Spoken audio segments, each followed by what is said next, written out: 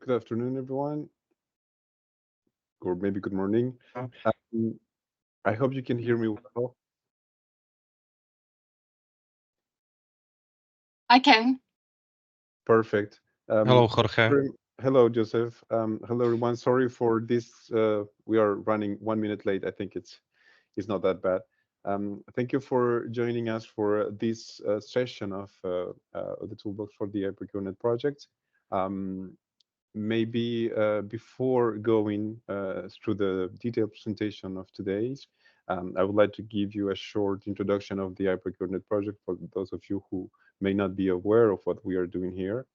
Very quickly, the iProcureNet project that is very close to the end in 2024 um, uh, aims to create an ecosystem of all the stakeholders and uh, all the people involved in public procurement of innovation, having in the environment all the people who are at the same time identifying potential segments of doing public procurement, giving the best response in terms of public procurement, having the best strategy, and of course, when possible, proposing potential joint cross-border public procurement. This is a European Union funded project that started in 2019. We have today 13 different members coming from different public procurement agencies, ministries of interior, justice, experts from the academia, legal experts, and some other people that will be have been very active into constructing this network of practitioners. Um, I will give you some other information about how to join our community at the end of the presentation. But if you are interested, of course, for now, I can suggest you to visit our website at iProcureNet.eu, and you will find all the information about the project, the toolbox that we'll be presenting today, and of course, the community of experts that we have created so far. My name is Jorge Garzon, and I represent the French Ministry of Interior. I'm personally involved in public procurement for the Ministry of Interior in France, and I am glad to be the coordinator of the iProcureNet project with these wonderful speakers that I have the chance to have today for you, who will be introducing the topic of the toolbox. If we have maybe the presentation online, I can start by introducing you to our lovely speakers today. So we will have Filomena Vieira, who is part of Policia Judiciaria from Portugal. He's an active member of the iProcureNet project, in charge of one of the work packages that is involved in the production of the toolbox. She's an expert in the legal framework for public procurement for the criminal police in Portugal. She has many roles in public procurement. This is only the one that I can recall for now, but she's an expert in many different fields, going from procurement of IT technologies, expertise in yes, don't look at me like that. Expertise also in frameworks of public procurement, intellectual property rights, and many aspects of the procurement of the public procurement process. Thank you, Filomena, for being here. Maybe you can say hi, just to check your sound and everything. Yes. Hello. Good morning. Hello, Filomena. Thank you very much. And then we Thank you. have Joseph Kubinek, also an expert in public procurement. He is from the Ministry of Interior of the Slovakian Republic. He is also an active member of the iProcureNet project. I have the chance also to both of you to be involved in some other projects at the European level. Joseph is also involved in public procurement of IT technologies and solutions for the Ministry of Interior of the Slovak Republic. He's also an expert in the legal part and the contractual part of public procurement, and an expert of public procurement of innovation. So both Joseph and Philomena will be introducing to you uh, the follow-up of this journey of training concerning the toolbox that we have started 2 weeks ago here in Paris, when we held the annual conference of the iProcureNet project. So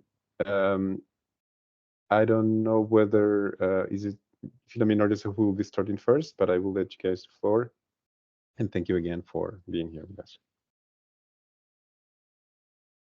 Well, thank you, George. I don't know. Thank you for this presentation. Particularly, thank you very much for your kind words.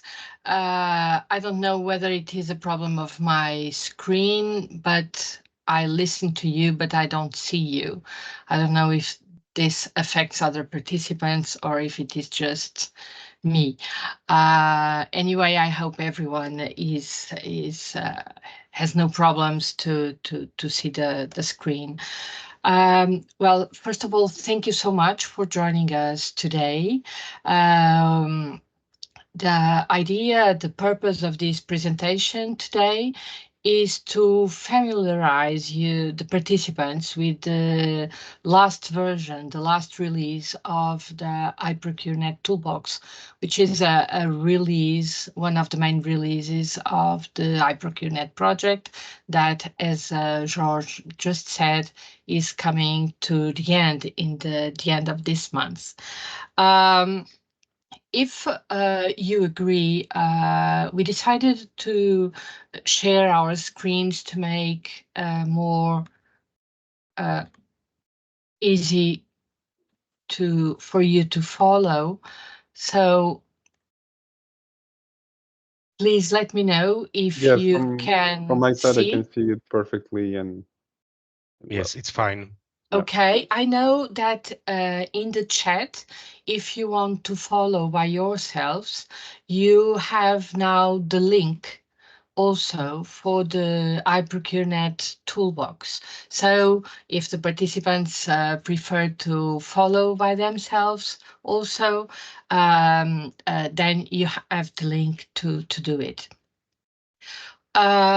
The toolbox, the final purposes of this toolbox is to guide users, either SMEs, academics, researchers or procurers, mainly procurers, through an easy way to understand the benefits and the framework of cross-border commercial off-the-shelf and innovation procurement. We address both of these topics. And the other aim is also to incentivize the use of innovation procedures, expressing its importance as instruments to accomplish the unmet needs and the public policies. Today, I will show you, Joseph and I, we decided, accordingly, we also with George, of course, we decided to share with you some thoughts about each chapter. So I will talk a little bit, I will present you a little bit, 3 chapters and Joseph, 2 of them. As you can see, I hope you can see well in your screen, you may choose 2 ways to look at the chapters. So you have on your left side, you can see here what are the chapters and the sub-chapters on your right that you can, of course, choose. But you can also just look at the toolbox, like with this biggest screen here, when you have these 5 chapters and their sub-chapters. So you see the 5 main topics are joint cross-border public procurement and innovation procurement in the security sector, joint cross-border public procurement, innovation procurement, how-to, a guide for joint cross-border public procurement and innovation procurement, and finally, a small chapter about ethics in public procurement. I will start very briefly. The idea is just to give you a quick overview. Of course, you can later on, as we expect, look at it and especially use it. So here, if we start by the joint cross-border public procurement and innovation procurement in the security sector, you will have, if you click, you will have, of course, a small overview. Why is it relevant and to make joint cross-border public procurement and innovation procurement of security solutions? And we had the idea to provide you with some links, almost in all subchapters, some links to make it easier for you if you want to go deeper in the subject. Usually the links are to either to EU documents, OECD documents, or some bibliography, or some works, some documents that we have made within the iProcureNet project and that are not confidential, that are public. So if you come here, for instance, and you would like to know, have some information about financial tools and mechanisms, which is always very relevant, as we know. As you see, you can have here an introduction, an overview, and you have a quite long list of information about the several financial programs, financial tools and mechanisms that you can use. So if you click here on this plus, you have a small information about each fund, for instance, Horizon 2020, Horizon Europe, or Olaf. For instance, if you want to have information about the Digital Europe program and about what are the keys for financing in this program, you have here, you immediately take knowledge that it is about supercomputing, artificial intelligence, cybersecurity, advanced digital skills, and ensuring the wide use of digital technologies across the economy and society. But if you want to know a bit more about it, you have a link here, and then you are linked directly to the Digital Europe program, where you can have a big, more detailed information. So here you have this information about these financial tools. But for instance, if you would like to know a bit more about case studies and recommendations, you have here some EU-funded projects in this matter and a proposal of where to start in joint cross-border public procurement in the security sector. But also you have here what I think it's an interesting overview that starts with the choice of the directive. As we are in the security field, you may have some doubts about which directive should we use. Then we can choose the means of collaboration via a central purchasing body or based on a mutual cooperation, and also the choice of the procurement process. Is it the procurement of commercial off the shelf? Is it innovation while procurement of commercial off the shelf? Or is it really innovation procurement? What leads us for pre-commercial procurement, PPI, so public procurement of innovation, or innovation partnerships, which are information that you have after also within the toolbox. So just to finish this first part, I would like also to call your attention to this search engine. For instance, if you come and ask for needs those famous unmet needs, and you search, you will see here the topics and the places where this is addressed. And as you can see, it is addressed in the topic of joint cross-border public procurement, which will be addressed by Joseph. Joseph, the floor is yours. Thank you. Thank you, Filomena. I will share my screen now. I think you are able to see it. Let me say, first of all, thank you for introduction to Jorge, and thank you very much, Filomena, for your amazing work with producing this online toolbox, where most of the information, at least those who can be generally shared with public, are and were created within the iProcureNet are shared with you. And I think this is a wonderful tool because if I would have this kind of a tool when we started the project 5 years ago, it will be totally different journey. I mean, it was very much learning journey for all of us, but I think this is excellent tool because for those who are looking at either getting more information on PCP, so pre-commercial procurement, PPI, public procurement of innovation, or in general, as we said, joint cross-border public procurement, which is really the process where several contracting authorities come from different states, from different jurisdictions, and jointly procure same subject of the tender.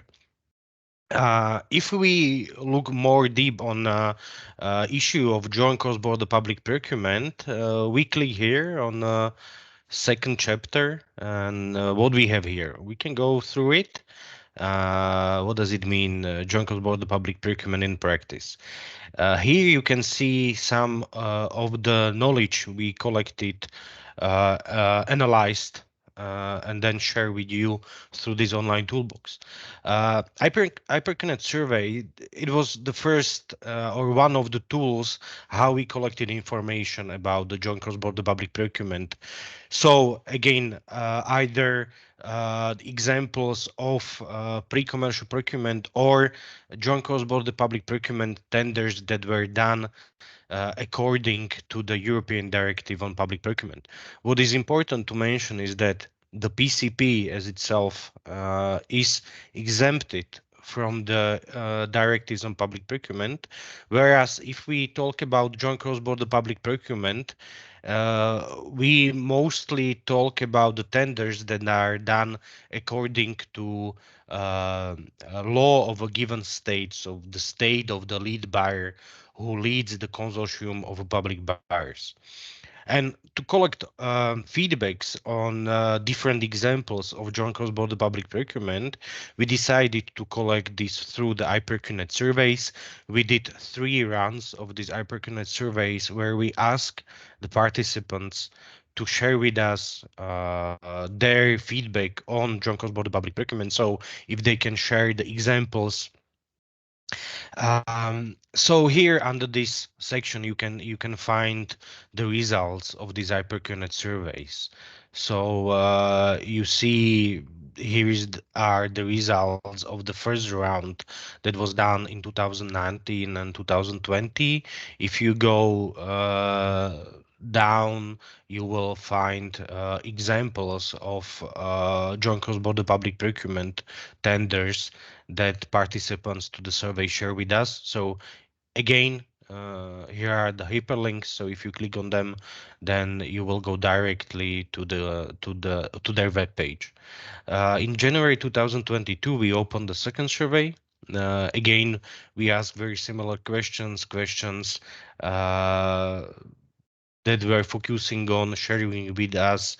First of all, examples of joint cross-border public procurement, then examples of best practices, examples of mistakes, for example, so we can learn from these mistakes, and general, let's say, asking about what are the benefits of joint cross-border public procurement.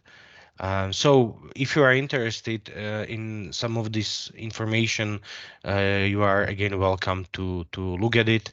And then we run the last survey in 2023. Again, here you can find some of the general information from the survey. Then if you click on the examples and benchmark cases, you will get to information side where you can again find more information about the different examples of joint cross-border public procurement. Here you can see the sectors from um, which the participants to the survey responded, and from which sectors the examples of a joint cross-border public procurement are. We asked ourselves the question if, for example, examples of best practices or mistakes to be avoided can be shared through the different sectors. So we, in the survey, we didn't ask only for examples from the security and defense. We asked from general, from IT sector, environmental, health, cultural, and what we find out is that examples of good practices can be generally applicable to other sectors or from one sector to another, because it's usually the suggestions about how to run the tender. In the case it's joint cross-border public procurement tender, so it involves more public buyers from different countries. So the suggestions were more focusing on the procedural side, so we believe that the examples of good practices can be shared generally from one sector to another. As I mentioned, we wanted to learn from others. We wanted to learn from achievements of others, and then we collected, we say, the examples of good practices. So if you would like to engage in joint cross-border public procurement, it's probably good idea to learn or to read the suggestions of good practices from this sector. Um, for example, if I look here, um, for example, in the tender phase, for example, it is suggested that frequent communication among partners is important because such projects need a lot of cooperation and communication.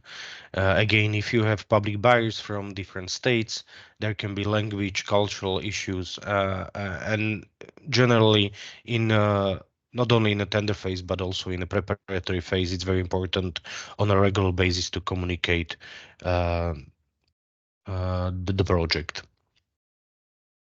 Um, then there are enabling factors for joint cross-border public procurement. Um, it can be seen as also examples of best practices. In this section, we decided also to include these best practices in the table. And it will be updated, and you will find the examples of good practices or best practices also from the last survey.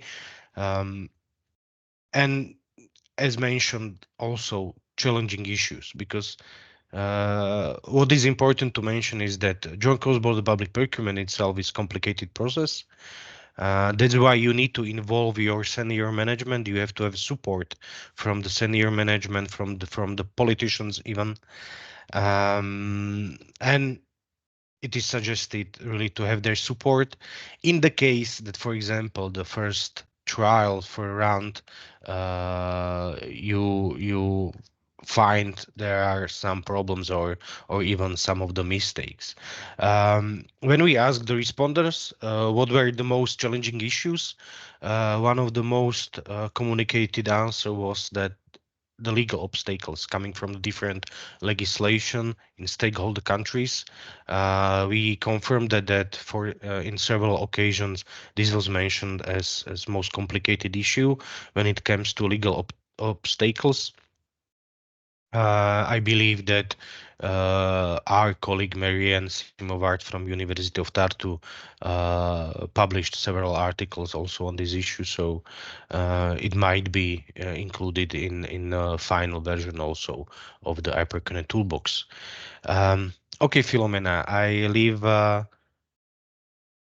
now place to you or space to you to continue.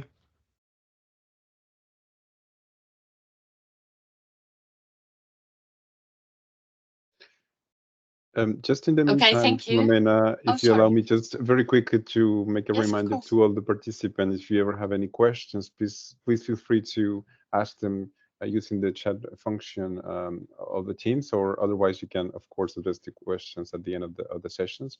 But, if you ever see something that requires maybe a specific presentation from our partners, please let us know and we'll be glad to answer to your questions. Sorry, Filomena. At all, George. Thank you very much. So now I will just very, very quickly present what you can see in innovation procurement. Well, everyone talks about innovation and about innovation procurement, and sometimes there are some difficulties even with the definition of this innovation procurement. So we decided to have here a small introduction about this definition of innovation procurement, and especially distinguishing innovation and research.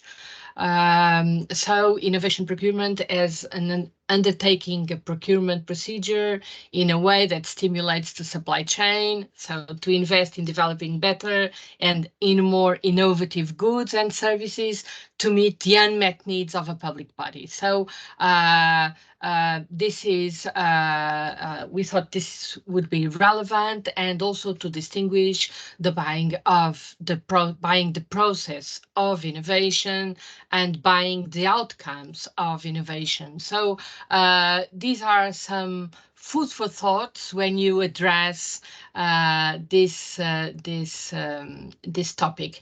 As you can see, when you have a chapter here on the right side, you are in defining IP and key features here, as you see, but you don't need to go back. You just, if you are in the same chapter, if you want to look at the other chapters, meanwhile, then you can see it, and then you decide, no, I will say an innovation procurement chapter.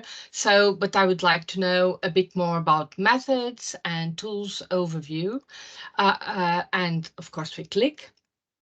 And it is possible to identify 3 stages of an innovation procurement process.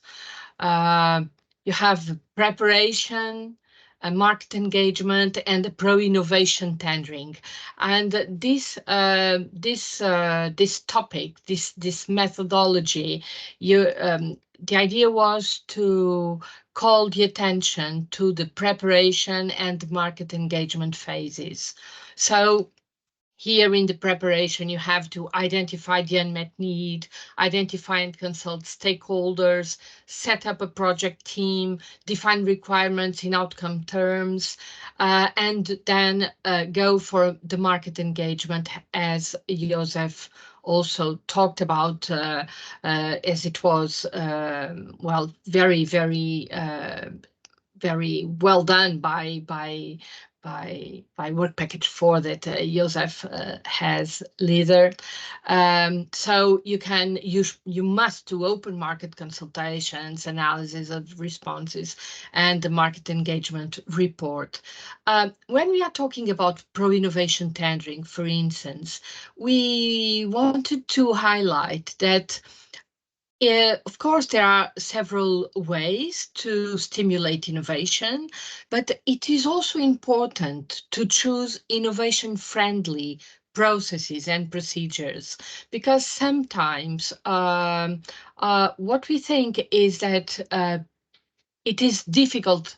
It's difficult procedures when you talk about pre-commercial procurement or some innovation partnership, for instance. So people get, it's usual, a bit afraid. They are very complex, but innovation doesn't mean mandatorily these kinds of procedures. We can introduce and boost innovation using innovation-friendly procedures, what we could call more classical procedures, if you understand what I mean. So what we called just ready to use innovation procedures. Of course, innovation partnerships and PCPs are, of course, ready to use also, but they are so much more complex that sometimes they can perhaps refrain some contracting authorities in more deeper innovation procedures. So here we wanted to highlight this topic. We should use more just ready-to-use innovation procedures, such as competitive procedure with the negotiation and competitive dialogue. Of course, at the end, as you can see, you have the links for the inside toolbox places where you can find information about pre-commercial procurement, public procurement of innovation, and innovation partnerships. Of course, if you click here, you will be linked, and I won't talk about it because it is Joseph that will accordingly what we decided. So I would like also, finally, just to call a bit of your attention that for this topic, role and benefits. Why should we use innovation procedures? Why should we make innovation procedures? Because in fact, public procurement is a strategic innovation policy tool, and we need to address it's a different mindset when you are addressing an innovation procedure. You are not replacing goods and services that are out of date.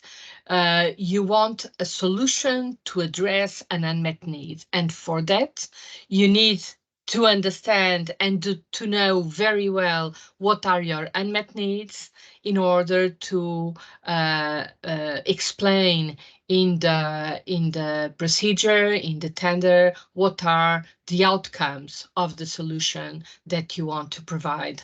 Only with this kind of mindset, you can achieve the benefits of innovation procurement. Well, Joseph, would you please now talk about our guides or guidances for joint cross-border public procurement and innovation procurement? I will stop sharing my screen. Thank you. Of course, Philomena. Thank you. So getting to really like hands-on methodology, and if you again decide to do the joint cross-border public procurement or want to learn more, we prepared the methodology how to do the joint cross-border public procurement. In the case of that you are running the tender according to the directive on public procurement. What is important to mention is that I believe really the methodology for joint cross-border public procurement is one of the, let's say, most impactful results that we have from the iProcureNet, because what we saw is that there are already several very good methodologies and guides how to do the PCP, so pre-commercial procurement, right? There is AFIB methodology. There are different suggestions from the European Commission, different guides and methodologies. But what we missed was really the guide, the methodology, how to do the joint cross-border public procurement, and when doing that, also addressing the innovation needs of public buyers. So what are the steps for joint cross-border public procurement? So first of all, you have to decide really on based on the subject of the tender if you are following the classical or the security and defense directive. The steps and stages of conducting joint cross-border public procurement can be divided as in general as normal tender than you would do normally, the preparation or pre-tender phase, the procedure, the tender phase, and then the contract performance or post-tender phase. Um, what I would like to highlight is that it's very important. The preparation phase is the most crucial phase of all phases of a public procurement tender, because again, if you do the mistakes in the preparation phase, then it's usually very hard to solve this kind of mistakes or issues during the itself the tender phase. Um, there are 7 steps that we are suggesting in our methodology that should be done when preparing the joint cross-border public procurement. First of all, again, it's identification of joint procurement needs. So the public buyers have to agree what basically are going to procure together. If they decide that, okay, there is, for example, the idea of specific solutions that should be procured for the border guards, for example, in the Schengen area, then if you decide on this, then you should conduct the market research. It's market research, market analyze, basically finding out what is there on the market, what is state of the art. You should deal also with the financing possibilities. So either if you are going to financing from your budgets or from the European budgets for the from the, let's say, the same call or the program. If you basically have all this information and you really decide to jointly procure together, we are suggesting that you are reaching a decision or memorandum to cooperate. Then that can be actually included in binding collaboration agreement. So the directive on public procurement is strict on this. You should have the binding written collaboration agreement where several important parts of the agreement should be mentioned, and I believe that it's suggested also in our methodology. Then there is a preparing the technical description. During the preparation of technical description, it is advised to run the preliminary or open market consultation, and in the end you choose and draft the terms of the procurement procedure. So if we go to the methodology how to do the public procurement of innovation, here are the suggestions when to use it. So to give you brief, let's say, division between the PCP and PPI. The PCP is usually or is done for the procurement of research development services for the solutions that are not generally available on the market. So they are not the costs. So we are talking about technical readiness level till 8. When we are doing the PPI, so public procurement of innovative solutions, it means that the solutions are there already on the market, but are not generally sold in a larger quantity. So you are still acting as one of the first public buyers that buy these kind of solutions, but it's already there on the market. So you can buy it according to the classical directive. Then we also mentioned some of the most important parts of the PCP, so pre-commercial procurement. I spoke about it before, but here you can see examples of PCP, when to use it, key features, and how does PCP works.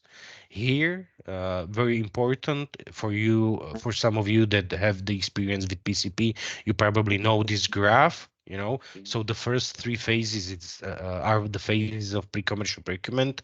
The last one, the fourth one, is actually if you are deciding or if you decide to run the public procurement of innovative solution tender afterwards.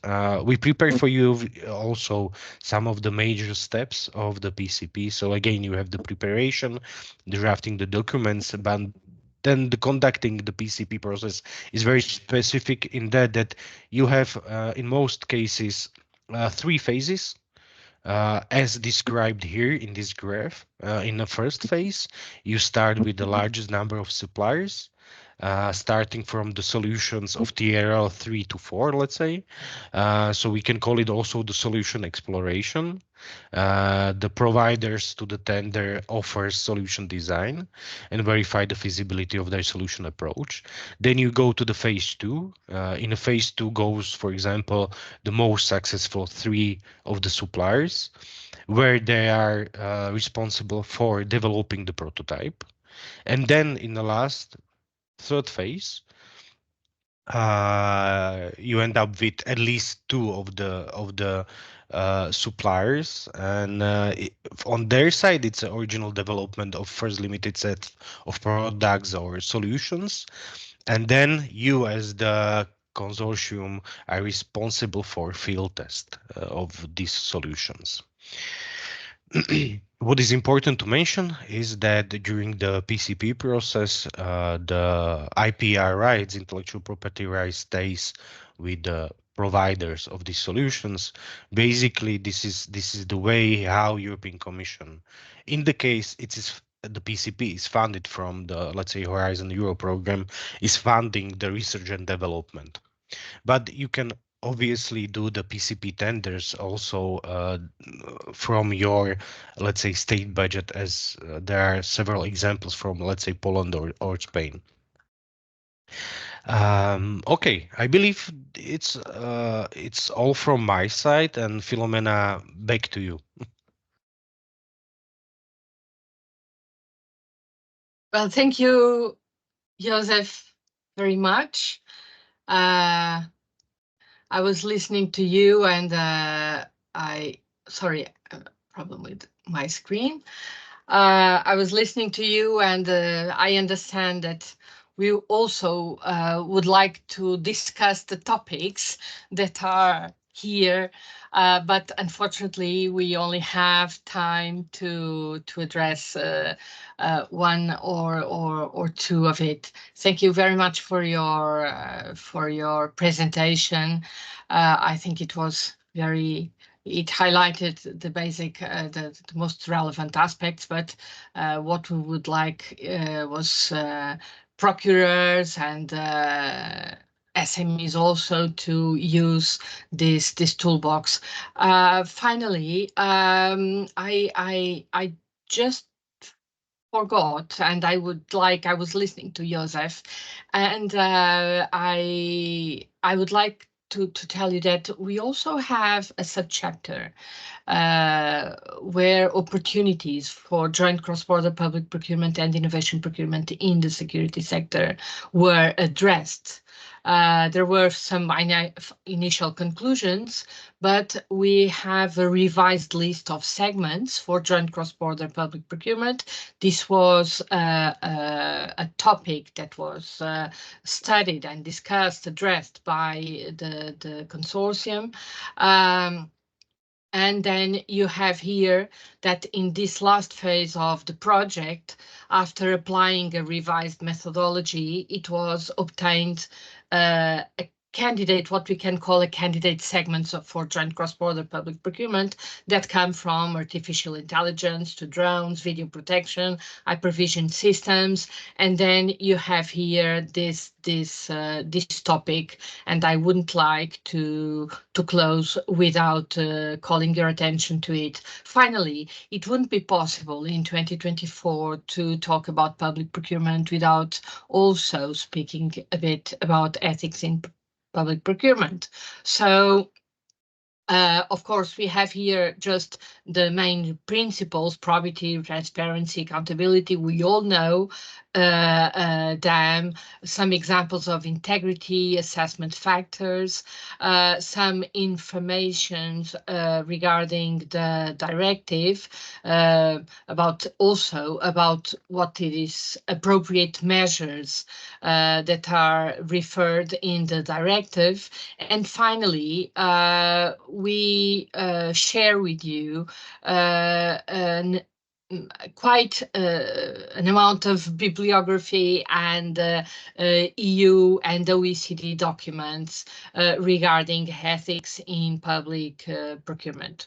So from my side, I close here, and I thank you all for being here, and please use the toolbox. Thank you, George. Thank you, Philomena. Thank you, Joseph. Before going through, I think you are already done from your side, right? Okay, Yes, we are. Yes. Yes. Thank you. Thank you very much. I wouldn't like to, just introduce some other extra comments on this. Thank you very much for this thorough presentation on what we have been doing through the toolbox. The idea is to propose this guide to all of those who are somehow taking part of the innovation procurement process, identifying potential segments in which we could possibly do joint cross-border public procurement. And this work is very relevant in the way that it has been done by experts who are dealing on a daily basis, who have already previous experience in public procurement. Of course, it is important to know, and you have noted through the whole presentation, that we have taken some existing methods that are already well known when you are working in public procurement. But the added value of the toolbox is putting this into context and bringing you some real examples of the segments and the things that we have identified as being potential for the identification of this. We would like to give you some extra time. If you ever have any questions, please feel free to use the chat function here, and we will be pleased to answer to them.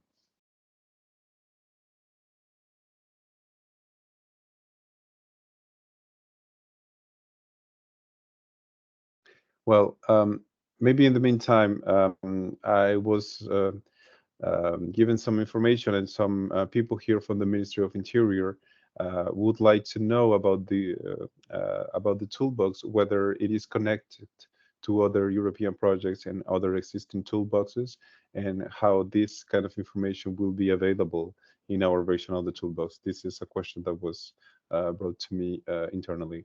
So if you would like to add a comment on this, Philomena or Joseph.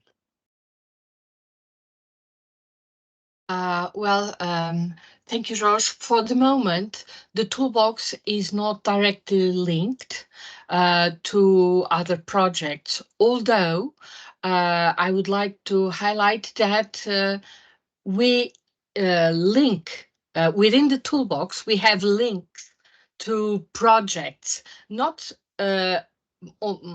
to toolboxes, but to projects that address the specific topics. And that, I think, it is very relevant. So you may have several toolboxes, but this toolbox is specific for joint cross-border and the security sector. And also to innovation. So it has, it addresses the three topics together, and it links to the projects that address specifically within the security sector this topic. So we know that there are no many joint cross-border public procurement in the security sector in Europe.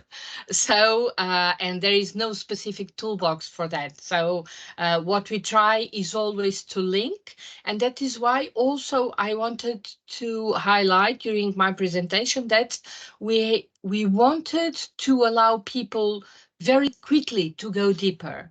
And that's why we introduced links in each subchapter, almost in all subchapters, linking to EU, OECD specific presentations or documents that allows the procurers or SMEs, so the users, allows users to get quickly more information, more deep information. So this was our main purpose with it. What I can add is that also during the project, we cooperated with different network of practitioners. So the project at that phase that were also supported from European Commission, for example, ILEANET or MEDA, and we share the best practices from each other. We learn from each others. So that's one point to mention. Also, what I would like to mention is that we focus on the methodology of joint cross-border public procurement. And as I mentioned, there are several other, let's say, toolbox modules focused more on the PCP, so pre-commercial procurement, than PPI, so public procurement of innovation. For example, the AFIP. So you can say that it's somehow the information were shared between the projects also. Yes, thank you. Thank you very much, Joseph. And I would like to add also that this is part of a whole program that is being conducted by the European Commission, of course, for the security sector, um, in which the idea is to provide very practical tools for law enforcement agencies and all the organizations in terms of security in Europe.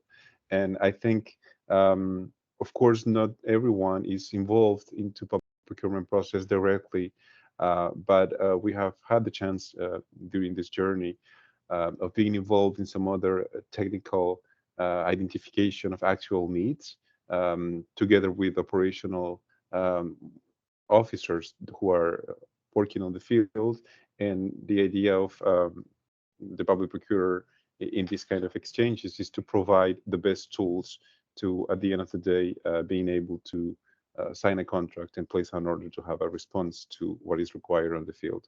So the links are somehow implicit in the different topics that we are presenting in the toolbox, and that will be developed also with your, of course, engagement and enrollment in the toolbox, as some of you may have some other projects going on, and will feed, if I may say, the contents of the toolbox by saying, I noticed maybe that there is this very interesting method on identifying the functional needs for defining, technical requirements for a tender, and I would like to share it with the rest of the community. So this is how we are constructing this toolbox from previous experiences, from best practices from other organizations, and I think again this is how we connect each other with this. I would like to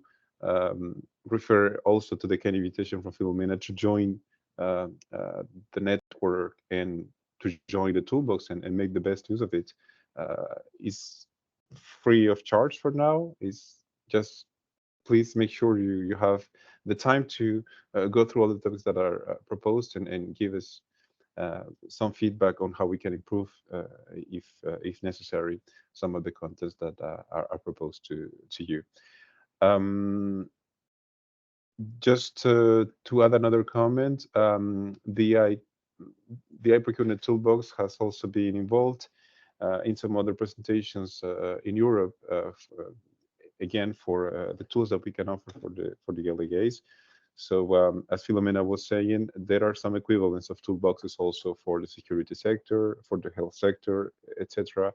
But we are all working on proposing these practical tools for those who might be interested at some point in finding a solution to something, to a context, to a challenge that is identified within our organizations. As Joseph was saying during his presentation, innovation procurement is not always the best option. Sometimes by doing this process, we identify some commercial off-the-shelf services or products, and that is the right answer to it.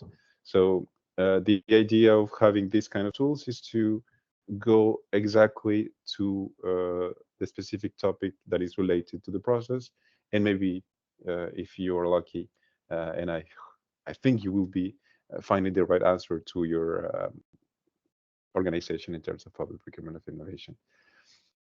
I don't know if we have any other questions from the chat. If everyone wants to uh, participate, just feel free to to express yourself. This is open. Filomena, you wanted to add something? No, Oh, in sorry. fact, I'm just worried because I think the 45 minutes we Yeah. had, we are that's just my concern. Sorry. No problem. Yeah, you're right reminding us the time. Thank you very much for your attention. Please stay tuned and do not hesitate to send us any comment, question that you may have. We'll be pleased to share what we have found with you and giving you the right answer if possible. Thank you very much. Thank you. Thank you. Have a nice rest of the day. Have a nice Bye-bye. day. Bye bye.